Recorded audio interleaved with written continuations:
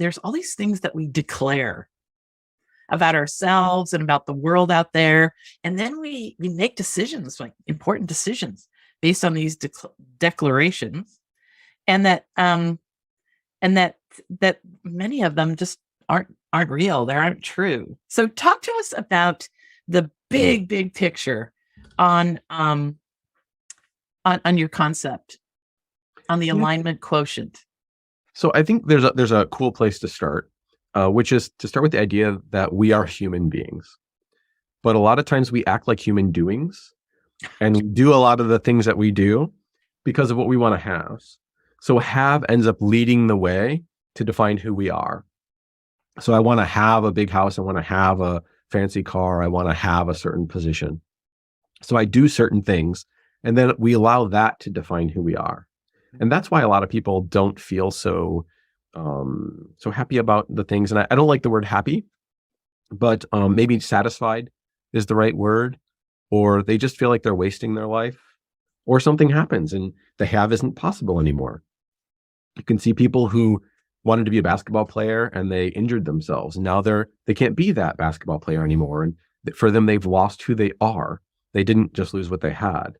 And that can cause all kinds of problems, because then feelings come in and emotions come in and just throw us all off kilter.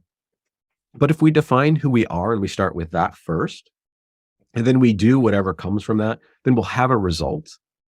And then we're excited with the result that we have. And that result won't always be like we want, but that's life. But we can always stick with who we are, no matter the situation or circumstances. And that's really the foundation of the alignment quotient, is to start with who you are and to remember we're human beings, not human doings or human havings. That's a lovely way to think about it. Give us a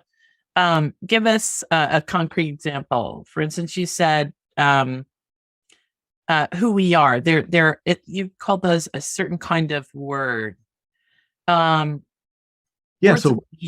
being right. word. So I love the word being, just because we're human beings. Yeah. And like, what is that? Like, what does it mean to be a being? And it has to be something abstract, right? I can't be my hand, right? I can't be my leg. I can't be my hair or my dress, right? I can't be those things, because I can take off my clothes and change to something else. I could lose my hand, right? My hand could become not usable. There's a lot of things that could happen with all the things we have. So the question is, who are you? And the really cool way to come back to that is to think about somebody in your life that's had this really big impact on you and who they are to you. And if you define that, you're going to define it as inspirational or full of joy or peaceful or something along those lines. And as soon as you do that, you've understood what is being. What does that mean? Because you just defined it in somebody else. And that's kind of what we do with other people. But then we forget to do that with ourselves.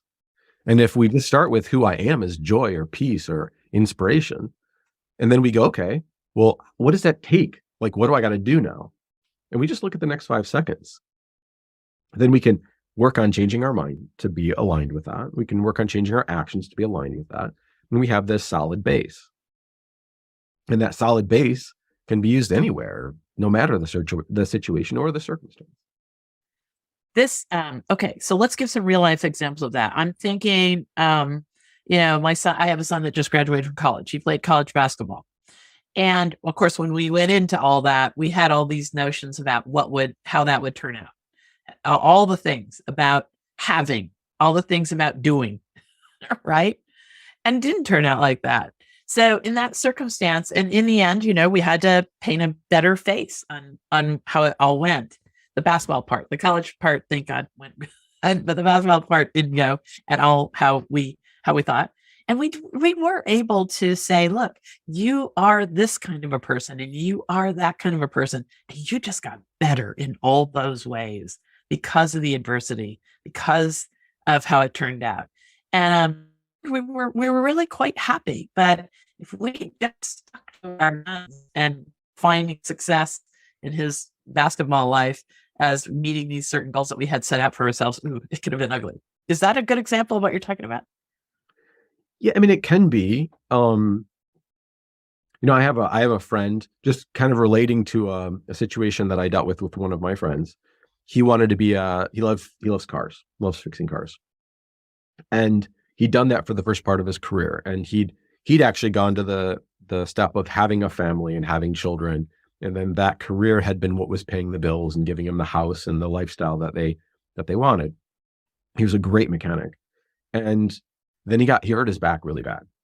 And the doctor told him, you can't lift tires anymore. Forget about dropping engines out of cars, all of that type of stuff. And his career was over. Every way that he'd earned money, every way he'd built his life, it was done. And he didn't lose his job. He lost who he was because he attached it to who he was. He attached the job to who he was. And yeah, it sounds like that's maybe what happened a bit with your son. Mhm.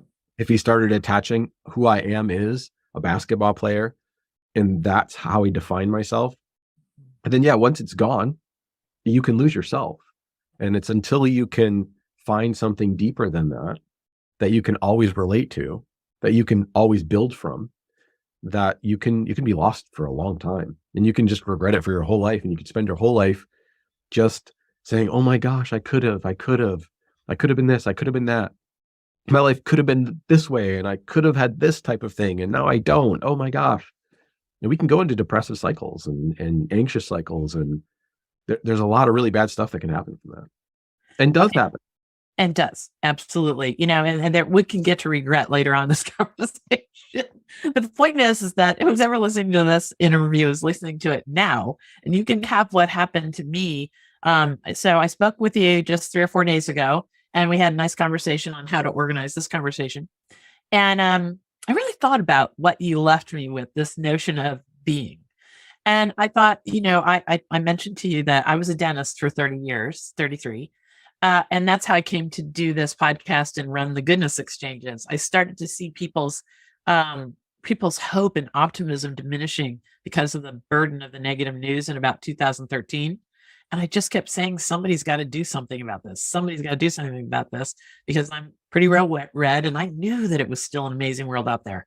But if we trusted the news or social media to reveal that to us, we were going to be knuckles dragging pretty much all the time.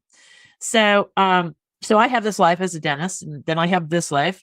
And I have to share this little thing with you because I'm not sure I did the other day. So I broke my arm so badly in 2021 that I lost the feeling in my left hand. So I couldn't be a dentist anymore. Talk about losing your identity. And I was a good dentist. I was fixing teeth with computers in 2003 and doing cosmetic dentistry, those 1-day makeovers and all that. And I think that I didn't realize how much my identity was tied into that. But here's the thing. I was running the goodness exchange when that part of my life went away. That having and doing part went away.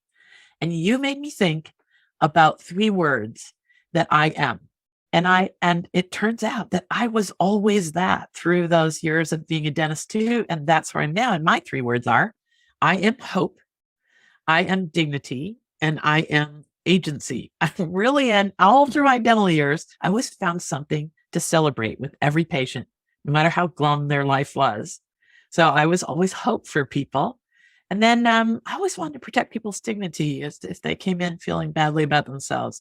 And lastly, I always said, now, you can do this, you can do that. I always wanted to leave people with a next, help them with a sense of agency after they left. And, people come to us. My husband's also a dentist on the day that their spouse dies. Mhm. And I think that our conversation that you and I had 2 or 3 days ago, I always thought that was very strange. I think it revealed that because without knowing it, I had committed myself to being hope, dignity, and what to do next in agency in people's lives. And that's what I do at the Goodness Exchange and with the Conspiracy Goodness podcast. So I'm sorry to go on a tangent about me there, but I thought it was such a clear example of what you just said about how easy it is to lose your identity if you're all about what you have or what you do. But if you've got a through line about who you are, you can apply that in any way that is the world's working out for you, right? That's right. And it's amazing because some people find those like you just did, and they go, oh my gosh, like I've always been like this. And that's great if you can do it, but there's a lot of people who can't do that. Yeah. And one of the things that we've always done since we're born is we make declarations. Like that's just what we do. Humans declare stuff. And if you made that declaration a long time ago and didn't realize it, and now you've discovered it, and that's one way. But for other people, they can simply declare. You don't have to find something in your history. You can just start and go.